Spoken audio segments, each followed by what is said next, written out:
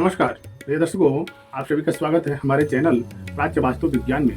प्रिय दर्शकों, आज हम चर्चा करेंगे कि धनु लग्न की कुंडली में बृहस्पति राहु से यदि दृष्ट हो जाता है या राहु बृहस्पति से दृष्ट हो जाता है तो दोनों को दृष्ट होने से, दोनों को पीड़ित होने से शरीर में कौन सा वर्ण रोग उत्पन्न करता है, जिसके कारण यह व्यक्ति के जीवन काल में केवल संकटों का ही सामना करना पड़ता है। यदि धनु लग्न की जन्म कुंडली में बृहस्पति के साथ में राहु यदि स्थित है या राहु के साथ में यदि बृहस्पति स्थित है तो धनु लग्न वाले जातक के लिए शारीरिक जो है आवरण के लिए एक घातक रोग बन जाता है। इस रोग के कारण व्यक्ति की शरीर जो है अधिक से अधिक जो है पीड़ा उत्पन्न करती है। अब बृहस्पति से होने वाले रोग और राहु से भी होने वाले रोग से जातक जो है अपने जीवन पर्यंत तक जो है ग्रसित हो जाता है। ग्रसित होने मात्र से उसका जीवन जो है केवल रोग से ही संकटों में व्यतीत होने लगता है। अपूर्ण जीवन जो है अपने रोग से, अपने शरीर को पीड़ा को लेकर के व्याकुलता उत्पन्न करता है और रोग से ही व्यक्ति का निधन का योग बन जाता है।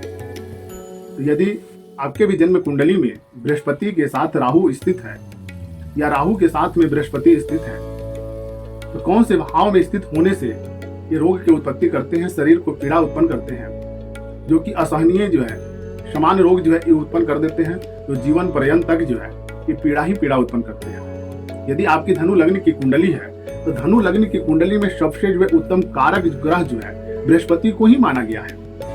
बृहस्पति आपका लग्न का स्वामी है, आपका शरीर का स्वामी है। यदि बृहस्पति आपका पीड़ित हो जाता है तो पीड़ित होने मात्र जो है आपके जीवन को संकट में ही संकट में केवल जो है ये डालते रहता है। आपके शरीर में किसी न किसी तरह का जो है आवरण उत्पन्न करके आपको जो है ग्रसित कर देता है। आपका जीवन पर्यंत जो है कष्ट का योग ही उत्पन्न करता है। तो धनु लग्न की कुंडली में बृहस्पति को सर्वप्रथम हम देखेंगे कि बृहस्पति किस स्थान पर स्थित है। राहु से तो दृष्ट नहीं हो चुका है, जिसके कारण जो हमारे शरीर में आवरण उत्पन्न हो जाता है। बहुत ऐसे गृह में यह पाया जाता है कि बृहस्पति के साथ में राहु जो है दृष्ट हो चुका है, उसके जो है उनके शारीरिक जो है रोग का उत्पत्ति करता है, जिसके कारण जो है व्यक्ति जो है अनावश्यक किसी रोग का जो है शिकार होकर के अपना जीवन जो है संकट में ही व्यतीत करने लगता है। तो यदि आपकी धनु लग्न की कुंडली है तो धनु लग्न की कुंडली में यदि बृहस्पति आपका द्वितीय भाव में शनि के घर में जो 10 लिखा हुआ है, यानी कि द्वितीय भाव हो गया, शनि का घर हो गया, यदि यहाँ पर राहु के साथ में बृहस्पति स्थित हो जाता है तो आपके शरीर में उदर रोग या आपको किडनी संबंधित, आपको लीवर संबंधित या आपको रोग का जो है उत्पत्ति करता है। आंत में भी आपको परेशानियों का एक कारक बन जाता है। जो आप अपने उदर रोग से, पेट के रोग से एक गुप्त रोग का कारक बनता है, जो आपको किडनी का रोग जो देता है, आपको लीवर का रोग दे देता है, आपको जो आंत का भी रोग दे देता है।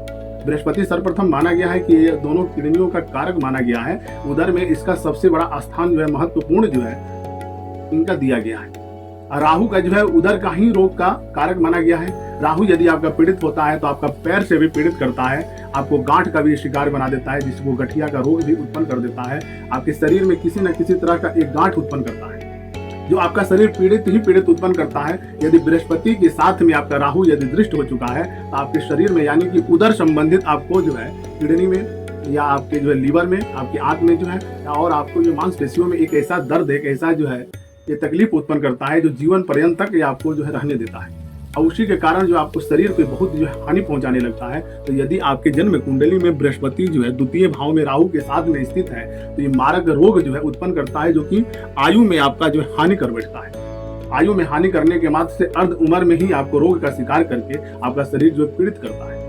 यदि यही राहु के साथ में आपका बृहस्पति यदि तृतीय भाव में स्थित हो गया है, शनि का ही घर है, तो यहाँ पर भी आपको पारिवारिक जो है कलह से इतना अधिक आपको व्याकुलता उत्पन्न कर देता है कि आपको हृदय संबंधित ऐसे रोग, चेस्ट के संबंधित रोग आपको उत्पन्न करता है। पैरों से भी आपको तकलीफ उत्पन्न करने लगता है, जो उदर से भी आप तकलीफ उत्पन्न हो जाते हैं, यानी कि आपके शरीर को इतना अधिक जो पीड़ा उत्पन्न करता है कि आप किसी भी कार्य को सोच करके भी उत्तम नहीं कर पाते हैं। क्योंकि बृहस्पति का जो दृष्टि संबंध है वही राहु का भी दृष्टि संबंध है। बृहस्पति 3 दृष्टि देखता है तो राहु का भी 3 दृष्टि ही पड़ती है। तो यदि आपका राहु बृहस्पति द्वितीय भाव में स्थित है तो पंचम भाव इसका रोग भाव होता है, और राहु का भी पंचम भाव रोग भाव होता है। सप्तम भाव इसका आयु का होता है, तो आयु में आपको हानि करता है, और रोग भाव होने से आपको रोग का जो अधिक से अधिक जो वृद्धि उत्पन्न करता है, आयु में जो आपको हानि पहुंचाने लगता है। इसका 9वीं दृष्टि जो होता है ये आपका जो है तुला राशि पर पड़ता है। तुला राशि भी इसका एक आय में आपको सुविधा उत्पन्न कराता है, जो आपको आय के मार्ग में आप ऐसा कोई व्यवसाय, ऐसा कुछ अच्छे कार्य को करते हैं जिसमें आपको आय के लिए कोई समस्याओं का सामना नहीं करना पड़ता है, आपके पास धन की उपलब्धि तो कराता ही है, लेकिन शरीर आपको जो है पीड़ा में ही पीड़ा में डाल देता है।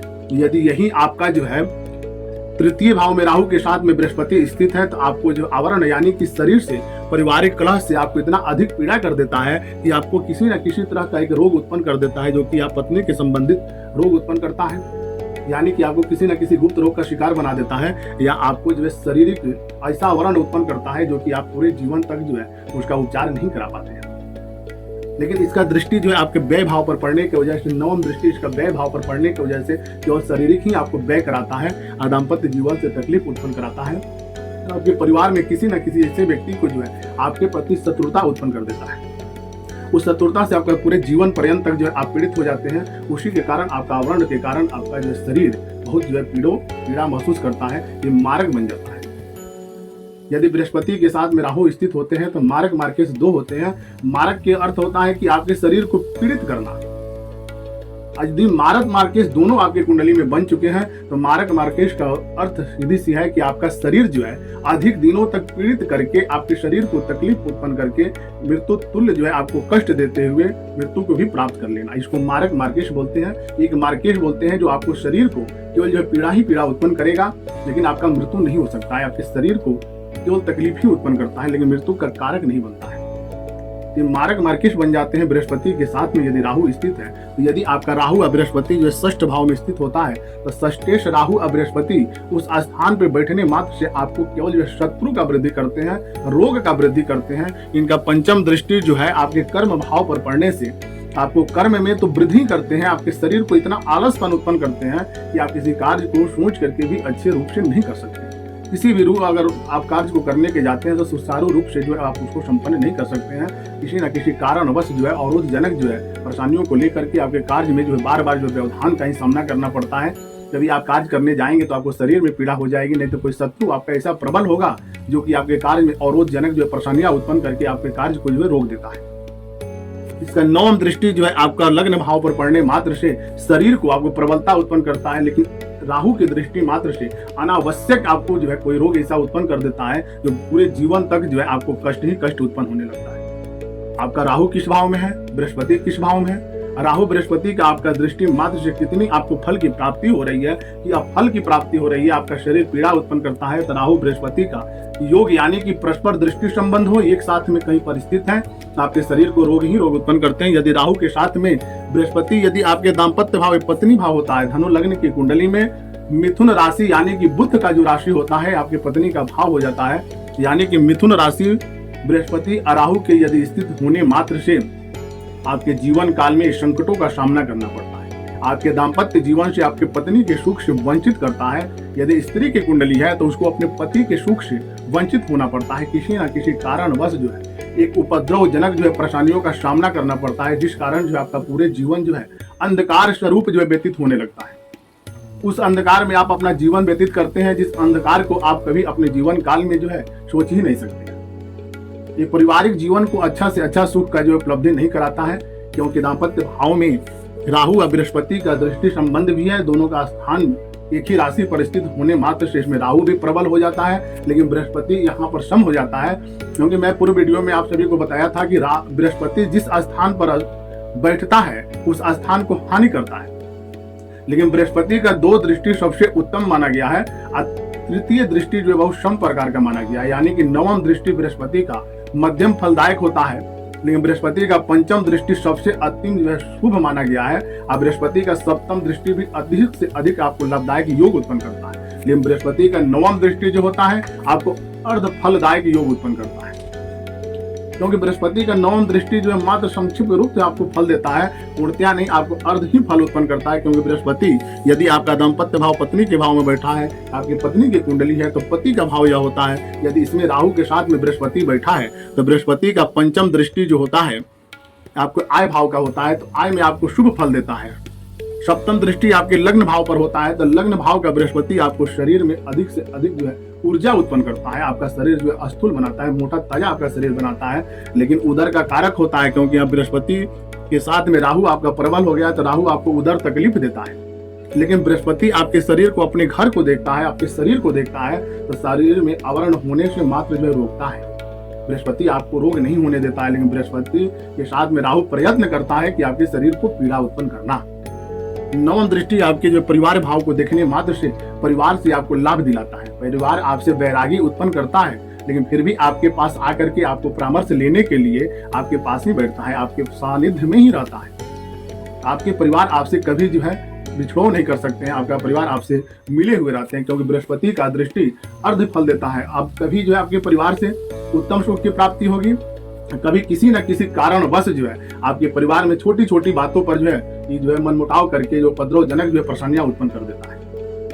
ईसाई बृहस्पति यदि आपके जो है राहु के साथ में यदि अष्टम भाव में स्थित है, अष्टमेश बृहस्पति आपका जो है सप्तम दृष्टि यानी पंचम दृष्टि व्यय को देखता है, तो व्यय का आपको अधिकता करता है। और इसका सप्तम दृष्टि आपके रोग भाव यानी कि धन भाव पर पड़ने से आपको रोग में भी वृद्धि करता है।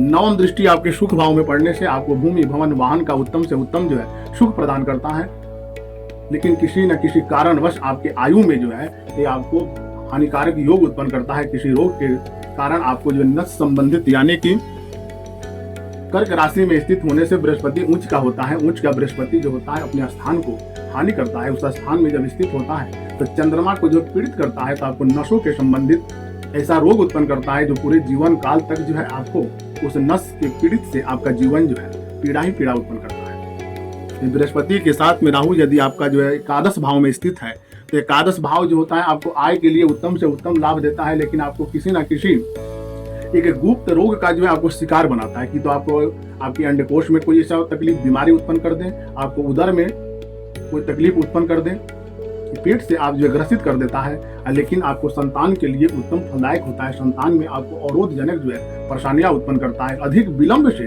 आपको संतान की प्राप्ति होती है। लेकिन आपके पास भूमि भवन वाहन की आपकी सुख सुविधाओं को उत्तम से उत्तम वृद्धि करता है, लेकिन आपके शरीर का जीवन जो है कहीं ना कहीं से जो है ग्रसित करके आपको जीवन काल में संकटों का ही सामना करना पड़ता है। यदि बृहस्पति के साथ में राहु आपका द्वादश भाव में स्थित हो गया है, तो आपके जो है जीवन काल में केवल व्यय का अधिकता रखता है। आपके शरीर में उदर तकलीफ इतना अधिक जो है भर देता है कि अपने पेट के कारण आप पूरे जीवन तक जो है पीड़ित होकर के अपना जो जीवन आप व्यतीत करते हैं।